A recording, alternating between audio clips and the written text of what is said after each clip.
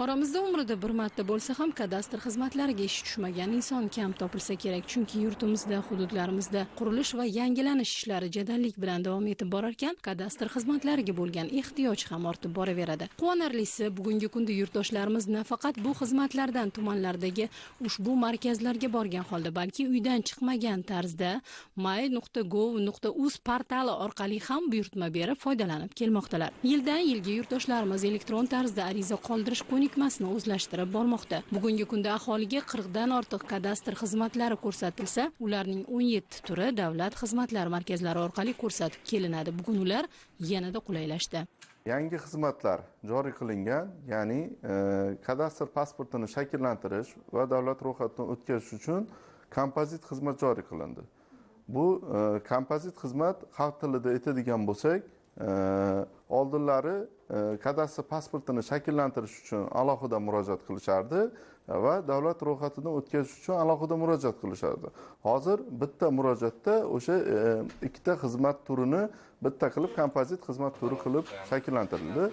Oldin nomutanosibliklar yuzaga kelardi, ya'ni kadastr pasporti shakllantirilganda to'lov undirilardi va buni davlat ro'yxatidan o'tkazishda turli xil muammolar vujudga kelardi. Ya'ni hujjatdagi kamchiliklar tufayli uni ro'yxatdan o'tkazishda turli muammolar vujudga keladi. Bugungi kunda o'sha xizmat turi, ya'ni kompozit xizmat turidan foydalanganda agar hujjatlarda kamchilik yuzaga keladigan bo'lsa, kadastr pasporti uchun ham to'lov qildirilmaydi. Ya'ni ikkita to'lov birdaniga chiqadigan kompozit to'lov joriy qilingan. Kadastr pasportini shakllantirish, ko'chmas mulk obyektlariga bo'lgan huquqlarni davlat ro'yxatidan o'tkazish, ko'chmas mulk tarixi haqida ma'lumot olish, ko'p yillik daraxtlarga kadastr pasportlarini shakllantirish, qo'yinki turar joy va ko'chmas mulk bilan bog'liq barcha masalalar kadastrda o'z yechimini topadi. Bugungi kunda Davlat kadastrlar palatasi tomonidan dasturda ikkita tizimda ishlar amalga oshirilmoqda. Endi biz hozir o'tish tizimida, yangi tizimga o'tish, ya'ni UZCAD tizimiga eski tizimdagi obyektlarni olib o'tyapmiz. Bunda hozir raqamlashtirish, ya'ni muammolarni oldi olinyapti. Oldinlari biz faqat geometriyani alohida tizimda yuritganmiz va hujjatlarni alohida va idora tashkilotlar bilan integratsiyalarimiz alohida tizimlarda bo'lgan. Hozir bitta tizimning o'zida obyektning geometriyasi, ya'ni joylashuvi, idora tashkilotlar bilan integratsiyalarimiz hammasi bitta tizimning o'zida jamlashgan. Kadastr xizmatlari bo'yicha raqamlarga yuzlanadigan bo'lsak, 2025-yilning o'tgan 9 oyi davomida jami 2.890.782 ta xizmatlar ko'rsatilgan bo'lsa, shundan 2.022.878 tasi ijobiy yakunlangan. 107.683 ta buyurtma ijro holatida va 760.221 tasi turli sabablarga ko'ra rad etilgan. Arizalarning eng ko'pi kadastr pasportini shakllantirish uchun kelib tushgan bo'lib, bu 1.186.503 tani tashkil etmoqda. Yurtdoshlarimizdan kelib tushgan arizalar qay tartibda ijroga yo'naltiriladi? Bu barcha uchun qiziq jarayon. Zero fuqarolarning aksariyat e'tirozlari aynan arizalar bilan bog'liq. Shu o'rinda raqamlarda berilgan arizalarni rad qilish sabablarini tahlil qilish lozim, chunki ko'pgina fuqaro va tadbirkorlar ariza buyurtmalarini rad etilayotgani sabablari bilan to'liq tanish emasliklari bir qancha muammolarni keltirib chiqarmoqda. Vazirlar Mahkamasining 535-sonli qarori hamda ko'chmas mulkka bo'lgan huquqlarni davlat ro'yxatidan o'tkazish to'g'risidagi qonunida ko'rsatilgan asoslarga ko'ra rad etiladi. Bunda bir nechasini aytib o'tib ketaman.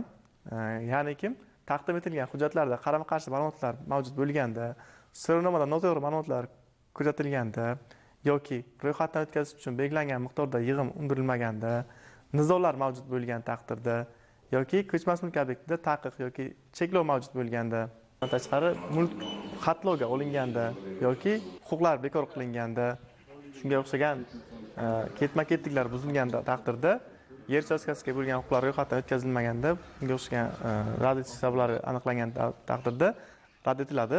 Bunda qonunda kiritilgan asoslardan ko'ra, boshqa asoslarga ko'ra rad etish taqiqlanadi. Fuqarolar tomonidan kadastr pasportini rasmiylashtirish uchun kelib tushgan murojaatlarni rad etish holatlarini o'rganilganda arizaga ilova qilingan asos bo'luvchi hujjatlarda ham kamchiliklar borligi kuzatilmoqda. Ya'ni yer uchastkasini ajratish qarorlari tasdiqlanmagan yoki uning ilovalari to'liq taqdim qilinmagan holatlar bor. Undan tashqari ko'chmas mulkka taqiq tushib qolgan holatlar, MIB majburiy ijro byuro tomonidan, soliq idoralari tomonidan taqiq mavjud holatlar bor. Mana shu murojaatlar ham o'z navbatida rad etishga olib keladi. Yana bir shunday holatlari borki, yer uchastkasini ajratish uchun asos bo'luvchi hujjatlar eski holatdagilari bor va bu hujjatlar yer kodeksi qabul qilingunga qadar bo'lgan holatlarda Davlat xizmatlari markazi orqali ushbu hujjatni tasdiqlovchi QR kodli ko'chirma olishlari kerak bo'ladi fuqarolar tomonidan. Ana shu asosida murojaat qilinganda murojaatlari albatta ijobiy yakunlanadi. Albatta har bir yurtdoshimiz o'z mulkiga qonuniy tarzda egalik qilishi uchun hujjatlari tartibli, ya'ni davlat ro'yxatidan o'tgan bo'lishi zarurligini anglashlari lozim. Bu huquqlar qonuniy tarzda kafolatlanishini bildiradi. Bukvalno недавно я подавал заявление. Yaqindagina Chilonzor tumani davlat xizmatlari markaziga kadastr masalasida murojaat qilgan edim. Mening masalam hujjatlarim to'liq bo'lgani uchun bir necha kunda ko'rib chiqilib ijobiy javob berildi. Tezkorlik, shaffoflikdan to'g'risi quvondim. Avvallari kadastr hujjatlarini rasmiylashtirish uchun ko'p vaqt ketardi. Hozir esa ortiqcha ovoragarchiliklarning oldi olinganidan xursandmiz. Ma'lumot berilganidek, Davlat kadastrlar palatasi tomonidan arizalarning asossiz rad qilinishi bo'yicha ham tizimli ishlar amalga oshirilmoqda. Asossiz rad javoblarini bergan xodimlarga nisbatan intizomiy jazo choralari qo'llanilmoqda. Bugungi kunda shunday holatlar kuzatilmoqdaki, fuqarolarimiz tomonidan ham ko'chmas mulkka nisbatan asos bo'luvchi hujjatlarni to'liq taqdim qilmaslik holatlari bor. Va bu o'z navbatida murojaatni rad etishga olib keladi. Vazirlar Mahkamasining 535-sonli qarori, 389-sonli qarori hamda ko'chmas mulkka bo'lgan huquqlarni davlat ro'yxatidan o'tkazish to'g'risidagi 803-sonli qonunda har bir murojaatni rad etish asoslari belgilab qo'yilgan. Va bu asoslardan tashqari holatda rad etishlar bugungi kunda kadastr xodimlari tomonidan uchramoqda. Bu xodimlarga nisbatan o'z navbatida tegishli choralar ko'rilmoqda. Joriy yil 8 oy davomida kelib tushgan murojaatlarni o'rganilgan murojaatlarni 15% asossiz rad etilganligini biz guvoh bo'ldik va bu holatlarga chek qo'yish maqsadida 900 dan ortiq kadastr xodimlariga nisbatan tegishli choralar ko'rildi, intizomiy jazo choralari qo'llanildi. Aynan ko'chmas mulkka kadastr pasportini rasmiylashtirish va davlat ro'yxatidan o'tkazish uchun kelib tushgan murojaatlarni ijobiy yakunlash va asosli rad etish yuzasidan hududiy boshqarmalarda va markaziy apparatda shtab tashkil etilgan. U shtab tomonidan kunlik monitoring olib boriladi va fuqarolar tomonidan qilingan murojaatlarni asossiz rad etishga chek qo'yilgan.